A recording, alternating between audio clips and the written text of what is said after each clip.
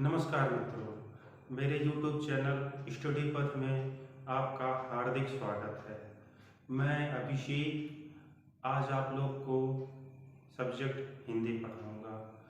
वो क्या कहते हैं, हिंदी में भी प्रथम चैप्टर है वर्णमाला। चलिए आइए देखते हैं वर्णमाला।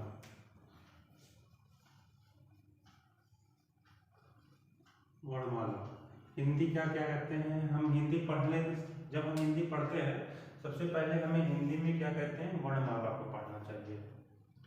अगर ये वर्णमाला है तो वर्णमाला को क्या हम कहते क्या है, वर्णमाला वर्णमाला क्या है। हाँ, वर्णमाला का सबसे न्यूनतम है क्या है, वर्ण, न्यूनतम रूप वर्ण। हाँ, वर्णमाला वर्णों के व्यवस्थित समूह को वर्णमाला कहते हैं हम।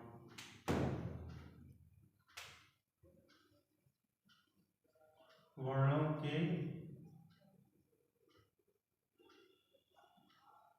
व्यवस्थित समूह को वर्णमाला कहते हैं। और वर्ण क्या है, वर्णमाला की सबसे न्यूनतम इकाई शब्द।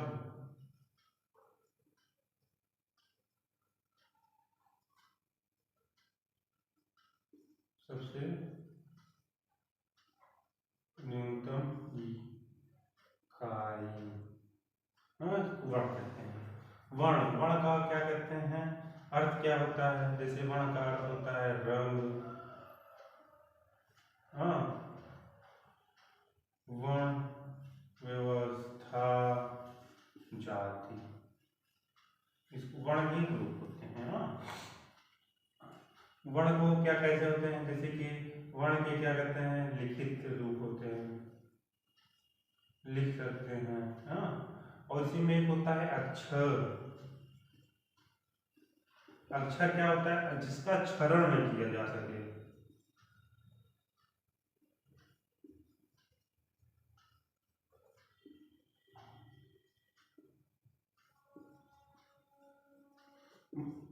जिसका क्षरण न किया जा सके उसे हम अक्षर कहते हैं। ठीक, ये हो गया वर्णमाला। अब वर्णमाला में हम क्या कहते हैं, वर्णमाला में वर्णों की कुल संख्या होती है 52। इस 52 को हम स्वर और व्यंजन में बांट सकते हैं। स्वर कितने होते हैं, 11 होते हैं, और व्यंजन कितने होते हैं, 33 होते हैं। हम सबसे पहले पढ़ेंगे स्वर। देखिए स्वर कौन कौन से होते हैं, पहले हम पढ़ेंगे स्वर को संस्कृत में अच कहा जाता है, और व्यंजन को संस्कृत में हल कहा जाता है। ये प्रत्याहार से उत्पन्न हुआ है। ये स्वर को अच कहा जाता है और व्यंजन को हल कहा जाता है। इनके टोटल स्वर होते हैं 11। 11 कौन कौन से होते हैं, देखिए आ,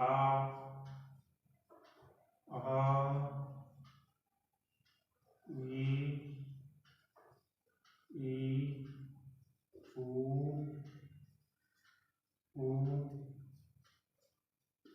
री, ए, आई, ओ, औ। हिंदी में वर्णमाला में वर्णों की संख्या टोटल होती है 11। 1 2 3 4 5 6 7 8 9 10 11। और आप जैसे देखते हैं अन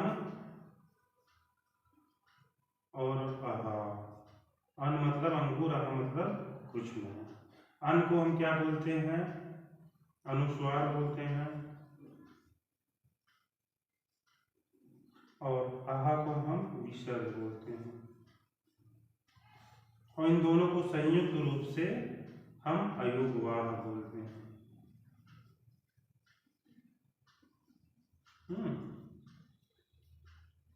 ये हो गया। और इसमें हम अगला देखेंगे, उच्चारण के आधार पे क्या कहते हैं, स्वरों की कुल संख्या।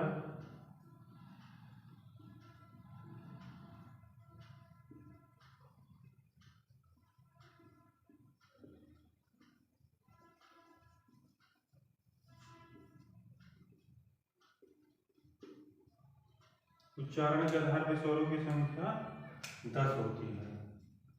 इसमें हम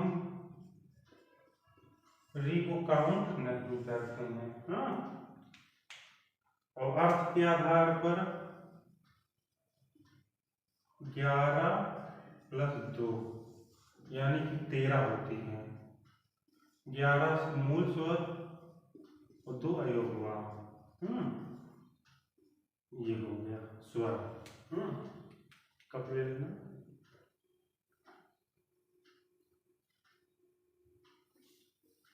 मैं इसको इरेज कर रहा हूँ, आप लोग स्क्रीनशॉट ले लिए होंगे, उम्मीद करता हूँ। अगर नहीं लिए हैं तो फिर से वीडियो आप लोग प्ले करेंगे और स्क्रीनशॉट ले लेंगे, फिर आप लोग नोट्स बना लेंगे। आइए देखते हैं हिंदी में क्या कहते हैं, बिंदी कैसे होती है। जैसे ये है डंडा, ये है पाई है। हाँ, एक सबसे पहले एक बिंदी यहाँ होती है, एक यहाँ होती है, एक यहाँ होती है। इसको हम बोलते हैं पंचमाक्षर में आता है डा। हाँ, ये हो गया। ये हो गया, यहाँ होती है, इसको हम अनुस्वार बोलते हैं, जैसे अन वाला। इसको हम बोलते हैं, क्या बोलते हैं, ताड़न जात।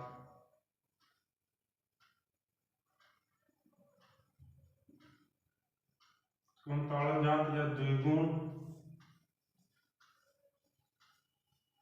या उच्छिष्ट बोलते हैं। इसको जैसे डा ठा, ये होते हैं, ये 2 उच्छिष्ट या द्विगुण। ये डा भा ऐसे शब्द होते हैं, मतलब वर्ण होते हैं जिससे ना तो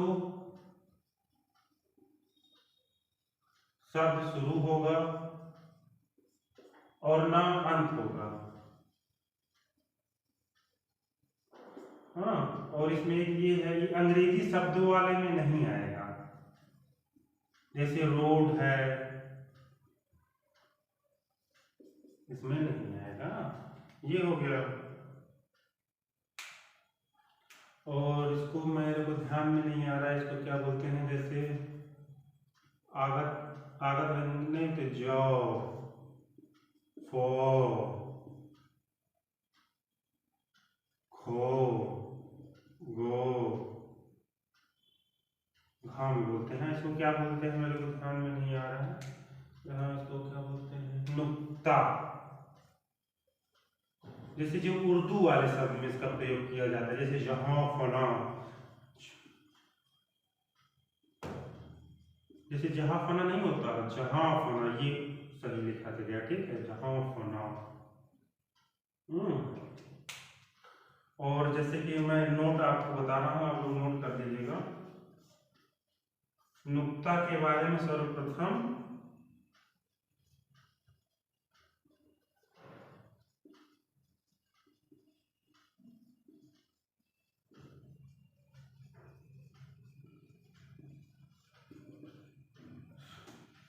शिव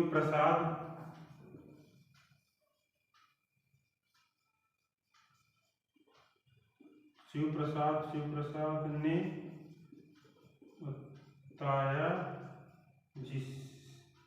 जिसके लिए उन्हें सितारे हिंद कहा जाता है।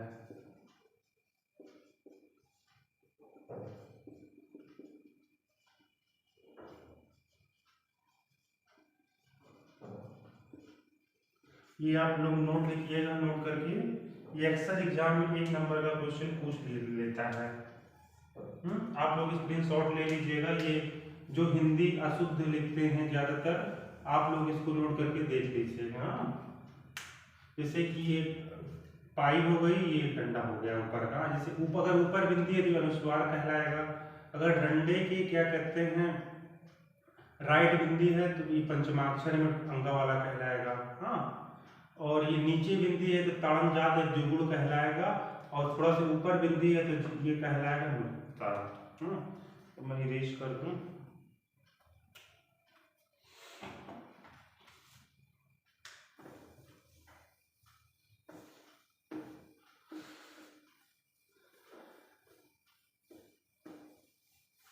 ये हो गया। हम लोग क्या पढ़ रहे थे? हम लोग स्वर पढ़ रहे थे। अब हम आइए पढ़ते हैं स्वर का वर्गीकरण।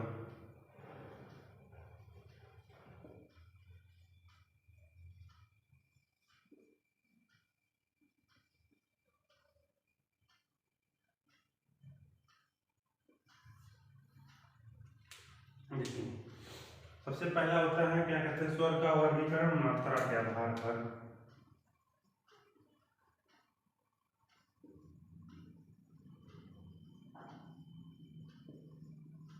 पहला,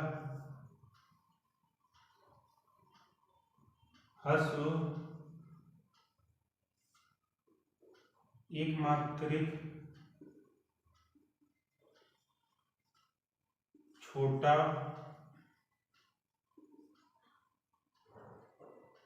लघु स्वर। ये कुल 4 होते हैं हिंदी में। इंक खत्म हो रही है, मेरे को भरना पड़ेगा, भरना भूल गया। जैसे कि सबसे पहले जिसकी कोई मात्रा नहीं होती है, जैसे कि आ, ई, उ, री, ये हो गया छोटा स्वर, एक मात्रिक लघु स्वर। ये अक्सर आपको हिंदी में जरूर पूछ लिया जाता है प्रश्न पत्र में। हम दूसरा देखेंगे, दीर्घ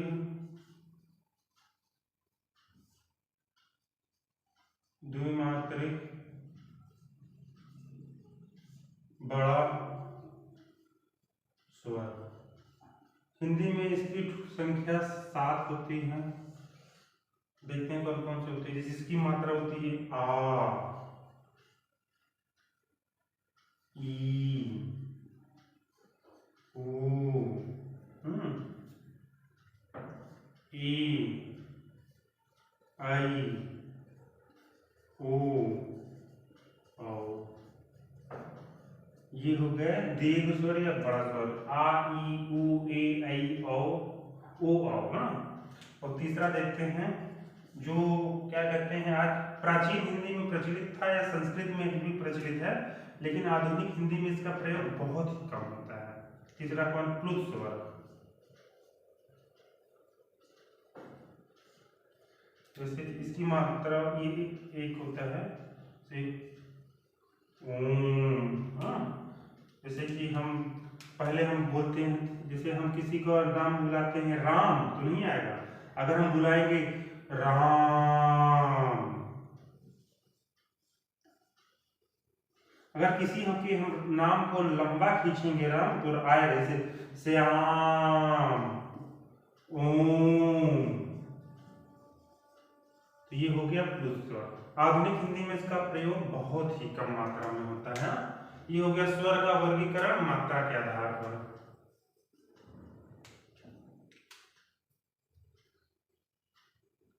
आप लोग इसको स्क्रीनशॉट लीजिएगा और नोट्स जरूर बना लीजिएगा। मैं इसको इरेज कर रहा हूं।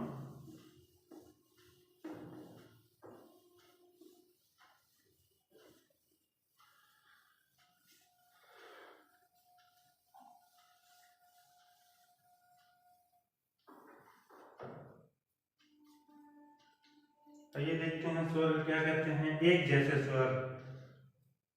जैसे कि पहला है सजातीय स्वर,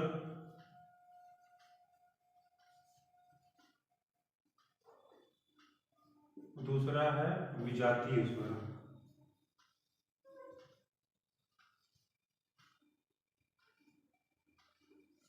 सजातीय स्वर, विजातीय स्वर कौन कौन से?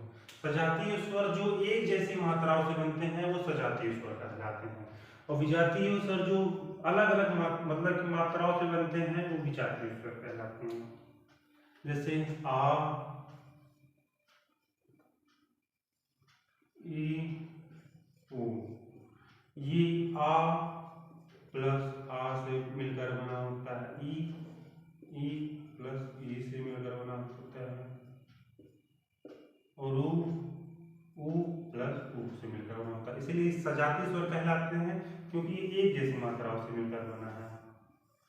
और विजातीय स्वर वो स्वर होते हैं जो अलग अलग मात्राओं से मिलकर बनते हैं। जैसे ए आई ओ औ। जैसे ए मिलकर बना होता है आ प्लस ई से मिलकर बना होता है, और ए आई बनता है आ प्लस ए से, हाँ, और ओ आ प्लस ओ से, और औ आ प्लस ओ से मिलकर बना होता है। यहाँ आप देखेंगे जैसे एक ही जैसी मात्रा से मिलकर बना है आ प्लस आ बराबर आ, और ए बना है आ प्लस ई से मिलकर बना, ये अलग अलग है। देखिए यहाँ आ रहा है, यहाँ ई आ रहा है, ठीक। ये देखिए आप इसको नोट करिएगा और रिवाइज करिएगा और बार बार वीडियो देखिएगा अगर समझ में ना आए, और आप लोग स्क्रीनशॉट ले लीजिए अगर तुरंत नोट्स नहीं बना रहे हैं। ये हो गया हमारा स्वर्ग का वर्गीकरण, सजातीय स्वर और विजातीय स्वर।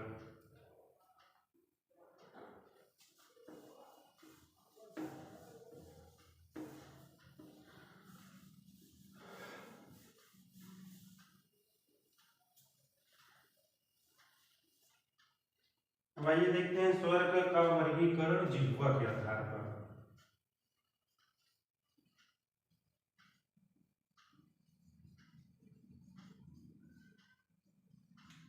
स्वर्ग का वर्गीकरण जिह्वा के आधार, जैसे पहला होता है, 3 प्रकार से इसका वर्गीकरण कर सकते हैं, 2 3। सबसे पहला है अग्र स्वर, फिर दूसरा है मध्य स्वर, और तीसरा है पश्च स्वर। हाँ, अग्र स्वर में जैसे कि जब हम कोई वर्ण बोलते हैं तो जिसकी मात्रा क्या कहते हैं, हमारे बिल्कुल मुंह के अगले भाग से निकल जाता है तो उसे हम अग्र स्वर कहते हैं। अगर मान लीजिए आप एग्जाम में भूल गए तो याद कर थोड़ा धीरे से बोल के याद करिएगा, नहीं तो एग्जामिनर सुन लेगा तो बहुत मारेगा, या फिर आपकी कॉपी छीन के आपको बाहर भेजेगा। जैसे ई ई ए आई, ये होता है अग्र स्वर, मतलब आगे निकल रहा है। जैसे ए आई ई ई, ये देखिए ये होगा अग्र स्वर। अग्र स्वर में मैं आपको ट्रिक बता देता हूँ। जैसे ये देखिए इसमें आगे की ओर मात्रा जा रही है, निचला वाला हिस्सा आगे की ओर जा रहा है, इसलिए अग्र स्वर होगा। और मध्य स्वर, मध्य स्वर मतलब कि हमारे बीच से आवाज निकल रही है, जैसे कि यहाँ से, जैसे आ, ये आएगा हमारे मध्य स्वर में। हाँ, और पश्च स्वर में मतलब हमें गले से आवाज निकल रही है, जैसे गले के निचले भाग से। फिर पश्च स्वर में आएगा आ, मतलब जोर लगाना पड़ रहा है नीचे से। बस आ हो गया, फिर हो गया ऊ ऊ, हाँ, ये हो गया ओ आओ, ये हो गया क्या कहते हैं हमारे पश्च स्वर। और यहाँ पे आएगा ये भी आप लिख लेंगे आ। हाँ, ये हो गया हमारा स्वर्ग का वर्गीकरण जिह्वा के आधार पे। अब देखते हैं स्वर्ग का वर्गीकरण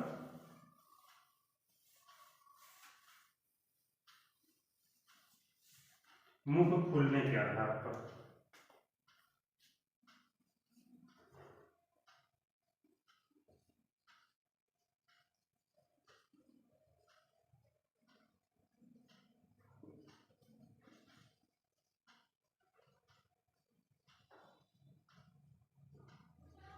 तो इसमें होगा समृद्ध स्वर, पहला 4 प्रकार से हम कर सकते हैं, 2 3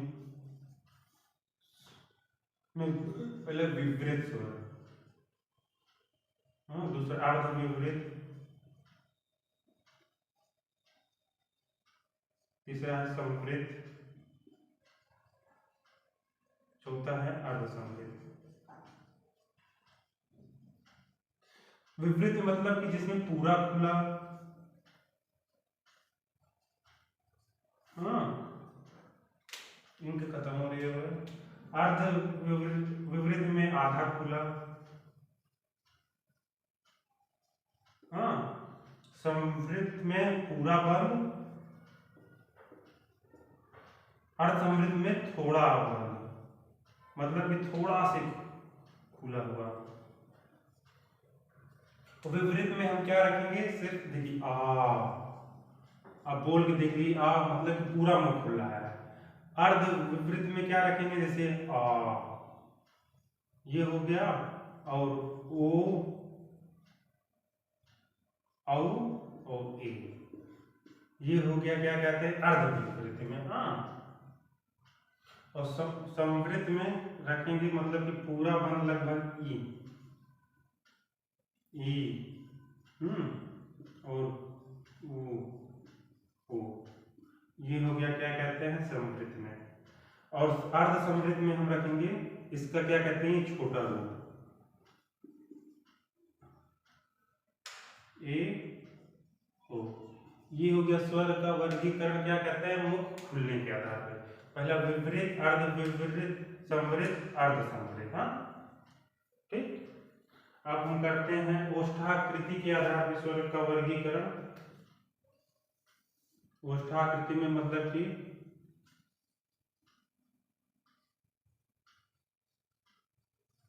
ओष्ठाकृति आधार पर दो प्रकार से कर सकते हैं, जैसे कि वृत्तमुखी, आवृत्तमुखी। वृत्तमुखी स्वर, दूसरा है आवृत्तमुखी स्वर।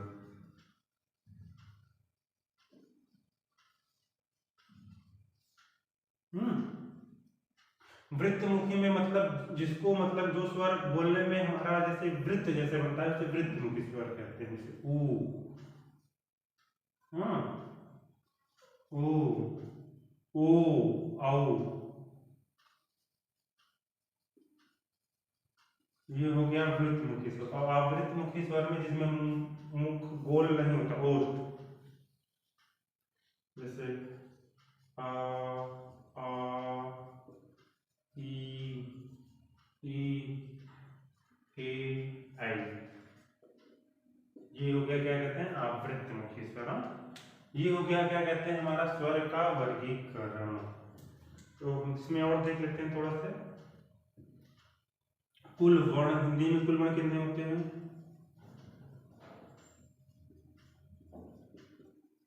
52 होते हैं, जिसमें से स्वर टोटल 11 हो गए हैं और व्यंजन 33 हो गए, इसमें से 25 + 4 + 4 और फिर हो गया संयुक्त व्यंजन, संयुक्त व्यंजन ये भी 4 हो गए, और फिर ऊष्म ये भी 4 हो गए। कितना हुआ, ये 33 है और 11 44 हो गया, नहीं 33 11 44, 4 क्या कहते हैं ये हो गया 4 44, 4 48, 4 52।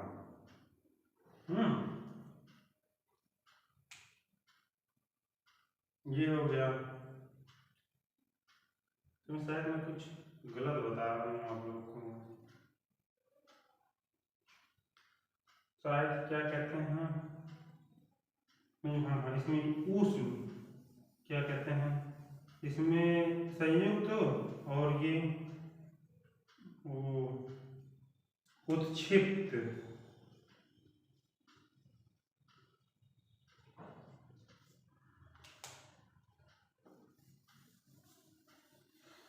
अब हम क्या कहते हैं हिंदी में कुल वर्ण पढ़ेंगे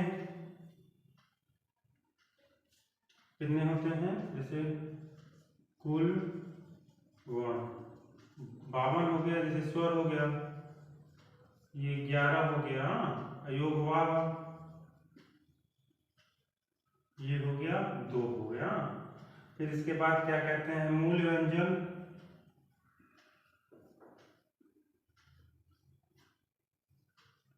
ये 33 हो गया, और फिर इसमें क्या कहते हैं संयुक्त व्यंजन, ये 4 हो गया, और ये 2 हो गया उत्क्षिप्त द्विगुण।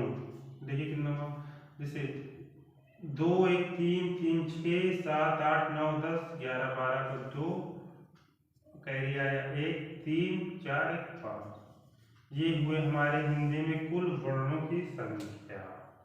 तो मैंने आज आप लोगों को क्या पढ़ाया? स्वर, वर्णमाला। वर्णमाला में स्वर। एक बार हम रिवाइज करेंगे, आप लोग नोट्स बनाइएगा, और अगर ना समझ में आया होगा तो वीडियो दोबारा जरूर प्ले कर लीजिएगा। मैं आपको 2 से 4 मिनट में तुरंत रिपीट फिर सिखा देता हूँ। जैसे कि हिंदी वर्णमाला। वर्ण क्या कहते हैं? हिंदी वर्णमाला में सबसे छोटा न्यूनतम होता है, क्या कहते हैं? वर्ण होता है। हाँ, और अक्षर जिसका क्षरण न किया जा सके उसको अक्षर कहते हैं। वर्ण को भी क्या कहते हैं? उसको तोड़ा नहीं जा सकता है।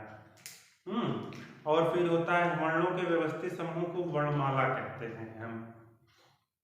फिर हिंदी में वर्णमाला में क्या कहते हैं? हम अध्ययन करने के लिए क्या कहते हैं? स्वर और व्यंजन में बांट देते हैं, जिसमें 11 स्वर होते हैं और क्या कहते हैं? 33 व्यंजन होते हैं, जो कि दोनों के मूल रूप है।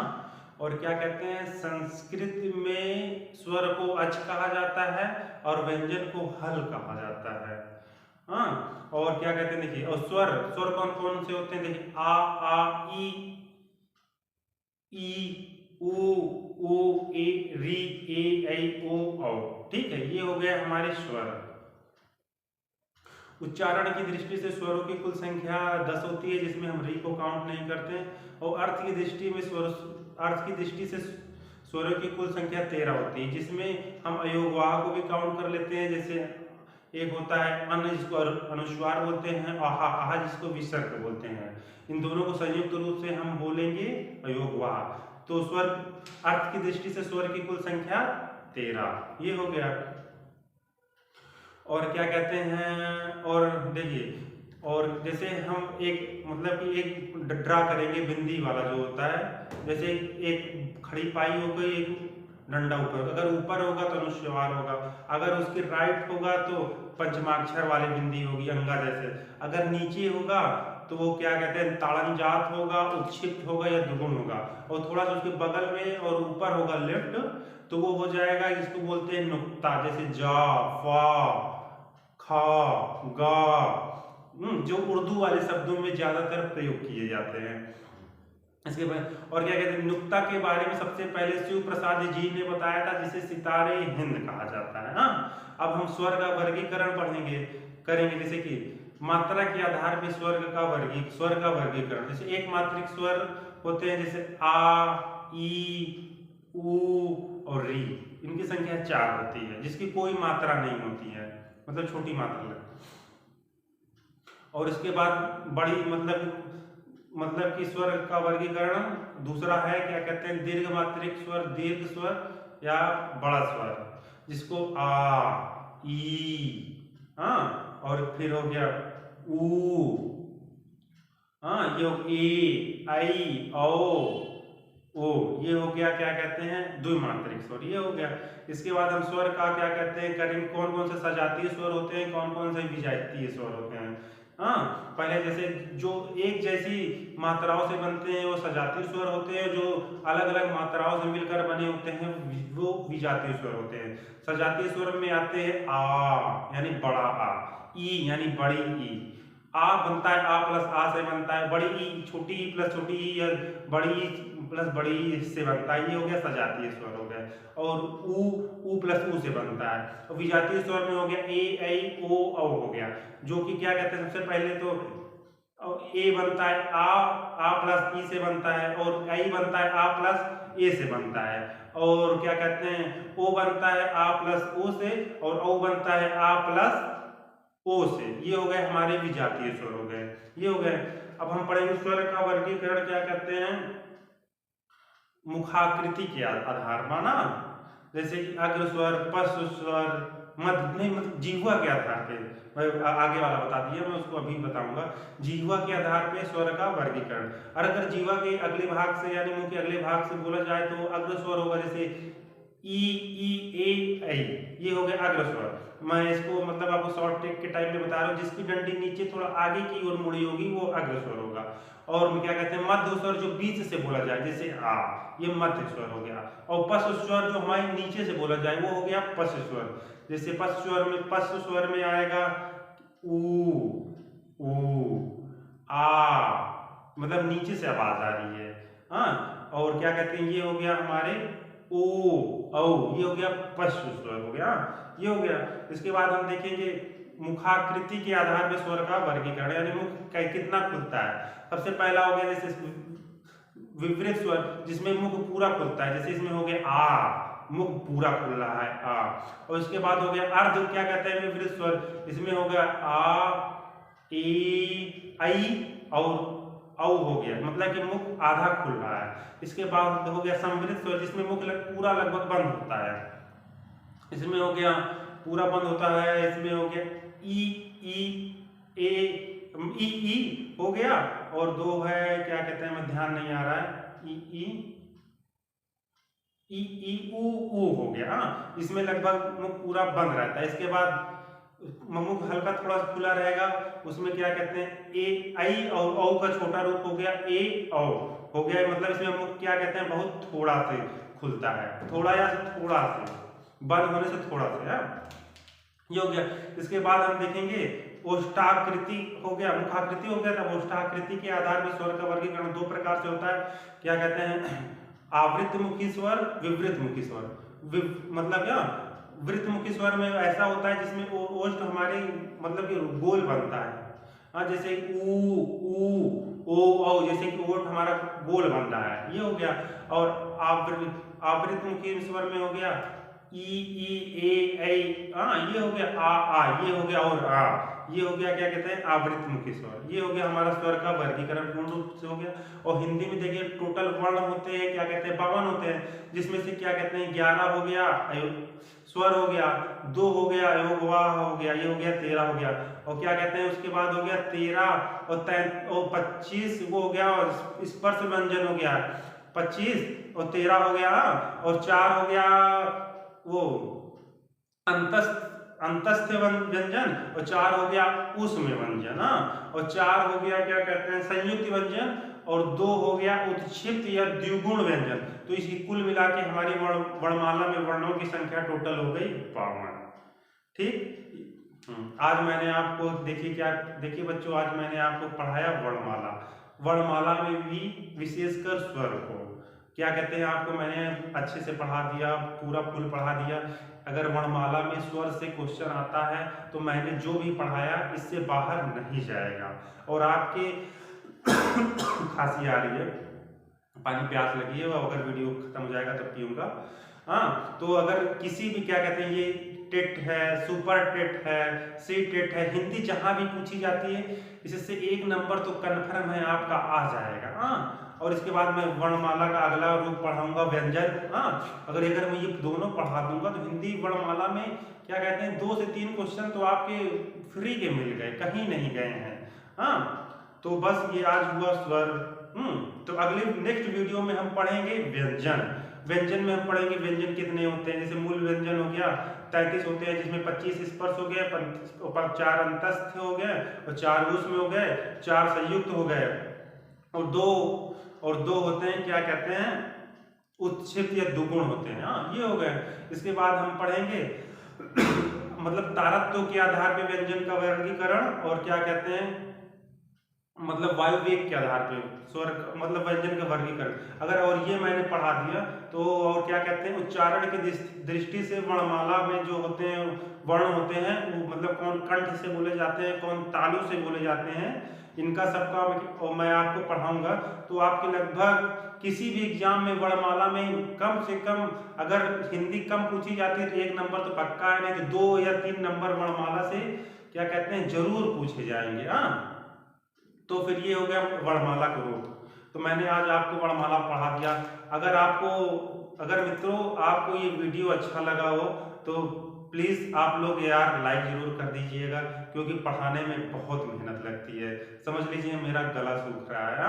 और क्या और कमेंट भी कर दीजिएगा आपको जहां समझ में ना आया हो, या फिर आपको जो जो टॉपिक पढ़ना हो हिंदी में या किसी अदर भी सब्जेक्ट में, जो भी टॉपिक आप बोलेंगे मैं आपको पढ़ाऊंगा, वीडियो जरूर बना के और अपलोड करूंगा और आप देखिएगा।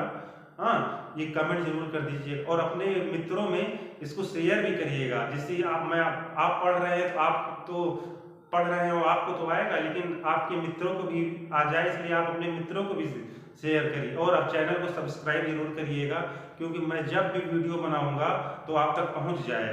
हाँ, और क्या कहते हैं उसके बगल में घंटी वाला बटन जो नहीं होता है उसको, मतलब कि रेड लाल लाल जो होता है उसको प्रेस जरूर कर लीजिएगा और नोटिफिकेशन ऑल वाले पे कर लीजिएगा, जिससे मैं जब भी अपने वीडियो बनाऊंगा आपके पास वीडियो पहुंच जाएगा। हाँ, तो ठीक है फ्रेंड्स, आपको ये वीडियो कैसी लगी कमेंट में जरूर बताइएगा, ठीक, और अगला वीडियो जिस टॉपिक पे चाहिएगा ये भी बताइएगा। हाँ, तो ठीक है, हम विदा लेते हैं। थैंक यू बच्चों, व्हाट्सएप का जमाना है इसलिए मैं ऐसा लिख रहा हूँ, ठीक, थैंक यू, बाय।